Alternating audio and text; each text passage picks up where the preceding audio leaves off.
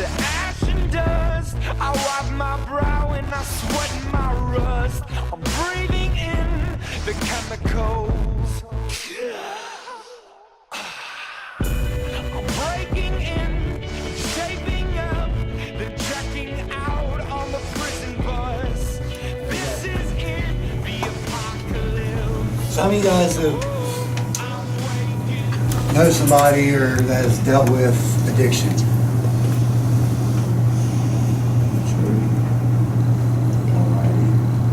Alright, so before I get started and get going, I need one volunteer.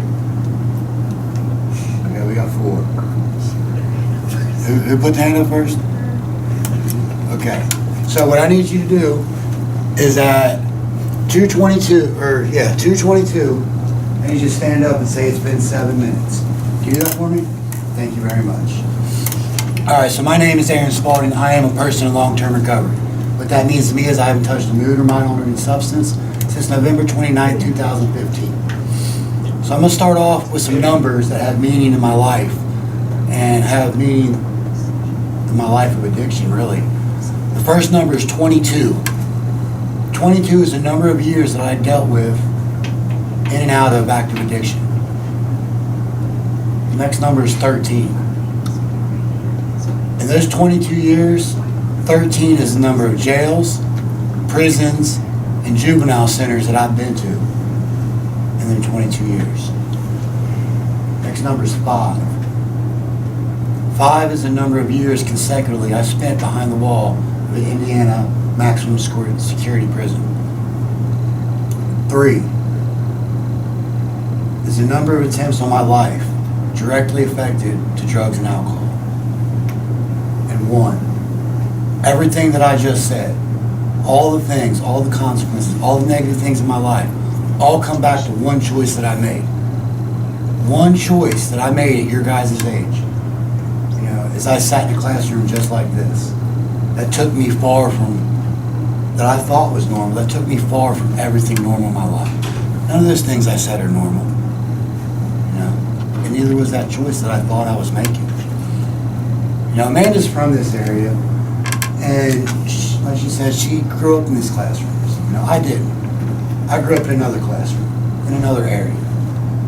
You know, but just like you guys, I sat here today. You know, I sat among friends. I had sports. I looked what I was going to do on the weekend. And I also sat in the back of the classroom when there was presentations like this and thought, you know what, that ain't going to be me. You know, I'm not going to go through that. I'm going to be different. What's he talking about? But I'm here to let you know that that was me. And I did go through that. And I wasn't no different.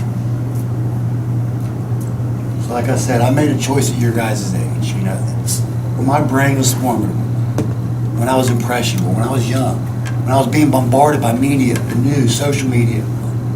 Like I say, there's no social media back there in the dinosaur days. Not social media. But, you know, everything else, it was portrayed as something normal. I seen all the kids at school doing it. You know, I wanted to fit in. So I made a choice to do this. You know, I looked up to my neighbor who was an all-state sport athlete. You know, he got a scholarship to go to college for football. One of the cool kids. And I looked up to him, the things he was doing, the partying and everything, because it was right on my house, right beside my house. And you know, I never thought he was an addict. You know, who would have? Because my picture of an addict when I was growing up was somebody in the inner city, somebody that was broken. And that's what stigma created the picture in my head. That's what the news and the media, it made me think that an addict was somebody that lost everything, you know?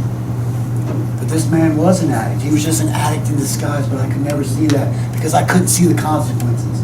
I didn't see where it was going to take him and where it did take him and where it took me. You know, so at your guys' age, I made this choice. I started drinking on the weekends, thinking I was cool, doing, you know, things everybody does. You know, I started off just drinking a little bit, you know, fitting in. And I went to smoking pot. You know, the first time that I smoked pot was a summer day, not a care in the world. Didn't think it was gonna hurt nobody. There was 5 of us. Today, 3 of those people are dead. We never would have thought that. We never once would have thought, you know, that summer, way back when, that out of all of us, making that little choice that we thought was normal. That's what the consequences was going to be 20 years later. Not one time. So as I kept, I started drinking, smoking pot, it started progressing. And as I was raised, when I was brought up in a good family, a good home, a mom and a dad. Family meant things to me. I had morals and values instilled into me, core beliefs. Some of them may have been wrong that I clung to the rest of my life, but they were still brought into me. One of them was that a man doesn't show emotions, that a man doesn't ask for help, and that I have to be my best at everything. And those are three of the core beliefs that, changed my thinking, put my thinking in ways that affected me going down the road. Because I wasn't allowed to have emotions, and that I couldn't deal with them properly because I didn't think I was allowed to have them. So the way I dealt with them was I picked up one substance or another. And the way that works, at least for me, is when I picked up that one substance or another, something I thought was normal, I would feel guilt from it. So then I would use again. And then I would usually have some negative action or consequence that would happen for me using that time. And I would use again because of that. And then another emotion. And it just kept going in a vicious cycle over and over. And that's how I dealt with my emotions. And I was stuck in that trap because men didn't have emotions, because we didn't talk about that. We definitely didn't ask for help. That's how I was raised. And also another thing that I was raised by was that, we had to be the best. I was good at school. I was good at as an athlete, sports, played everything. I was involved in everything that I did. These were things that meant a lot to me. And when I made that choice that I thought was normal at your guys' age, slowly but surely, all these things that meant a lot to me, all these things that was really normal in my life, start to fade bit by bit. Grades start to drop. Sports start to drop. One by one. Morals, values, beliefs, bonds with my family. Slowly but surely, all start to fade from my life. Like I said, I did a choice to do something I thought was normal. And slowly, everything in my life normal was fading away from me. 7 minutes, you're no longer here. Every 7 minutes in the United States of America, someone dies and passes due to overdose. Every 7 minutes. To put that in perspective, before I get done talking, 2 more people will not be here no more. 65,000 people last year in the United States of America fell to the disease addiction. That doesn't count drug driving. That doesn't count criminal activity revolving around drugs or alcohol. That is just due to overdoses. Put that into a realization, only 50-something thousand people died in the entire Vietnam War. But in 1 year, 65,000 people in the United States of America, the home of the brave and the land of the free, died not free of their addictions. That's crazy. All right. Sorry, I had to get that out. Now we'll get back into the story. So, I don't remember where I was at. Anyway. You're talking about how you Dropped everything. This disease of addiction is progressive, incurable, and fatal. And that's what it does. It progresses. As it progresses, things drop, values drop, morals drop, things change. I didn't care about the things I once did. At your guys' age, I sat in this classroom with dreams and aspirations that I was going to be somebody, that I was going to do things. I had goals in my life. It wasn't 5 years later, none of that meant nothing to me anymore. Not one goal, not one dream. I barely made it through school. At the point at that time, I could care less if I did or not. That's how far from normal my life has gone. That was just the beginning. It was really semi-normal at that time, and as far as it already got. So like I said, I partied through school. By the end of my senior year, high school was a blur. I don't really remember it. I was in jail for my prom. At your guys' age, I was starting to go into juvenile centers over and over. Boys' schools. Every action, every choice that I made ended with a consequence. But at this time, I couldn't see these consequences. I couldn't see where it was taking me. And I kept doing it. It just kept progressing and progressing and progressing. It got to a point where it was completely out of control. And I made it through school. And like Amanda and many other stories, I was prescribed pain medication. It's something that's in a lot of our medicine cabinets. That's prescribed by a doctor that we don't think can do the things that it does to us. Because a doctor prescribes this, how wrong can it really be? You know, it's not a drug, you know, that's the way my mind works, that's what I thought. But it is. And it snowballed me out of control because, like Amanda, I needed more and more and more. You know, by that time, that was my drug of choice, was more in everything. And I didn't care what it was.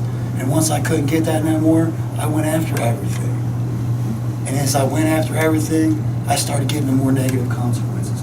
More bad things started to happen. Everything normal started to slip away. You know, the more things I did, the farther from it I got. I got to a point in my life where I was ashamed of who I was. You know, I could not believe the places that it put me, the things that I'd done.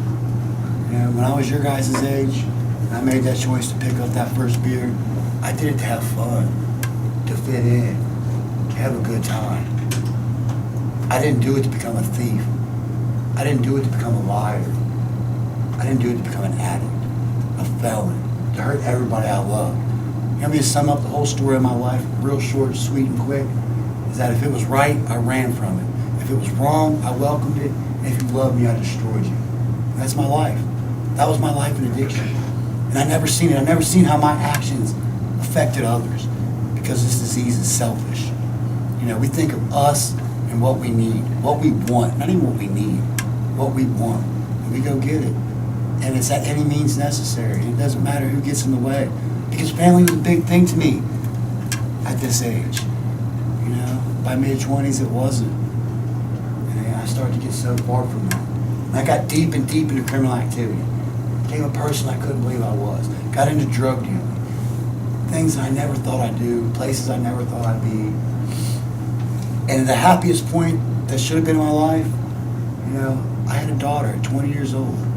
You know, and for most people, they look back like it was the greatest time of my life. And I wish I could say that, but I don't remember it.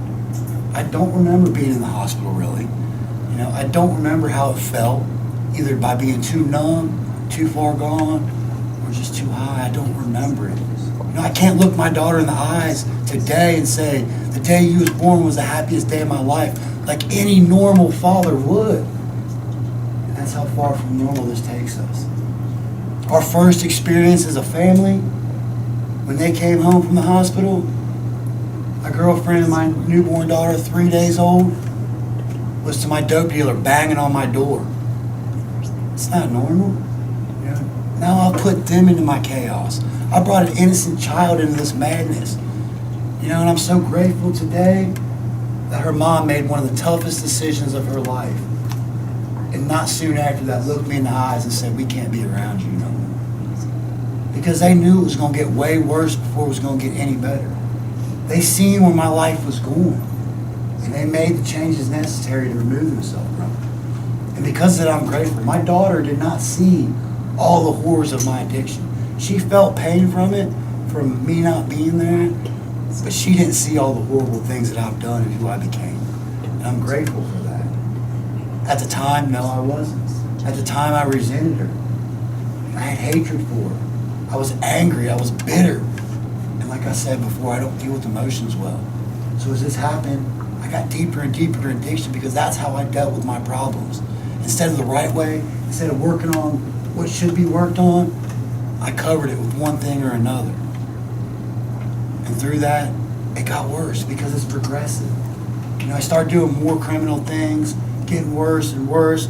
Didn't really have much care for anything. And then all of a sudden, the first real dramatic experience of my addiction was the first attempt of my life.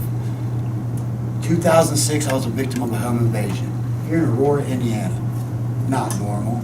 On my mom's couch. Another not normal thing. That's not normal living. It's not how life's supposed to go.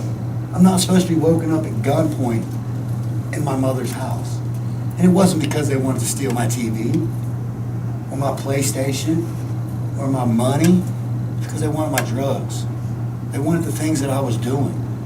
You know, it's not normal life. You know, and I never seen how far from normal I got to that point. I never seen how my actions could affect somebody else until that point. Because as I was laying there, hogtied, at gunpoint.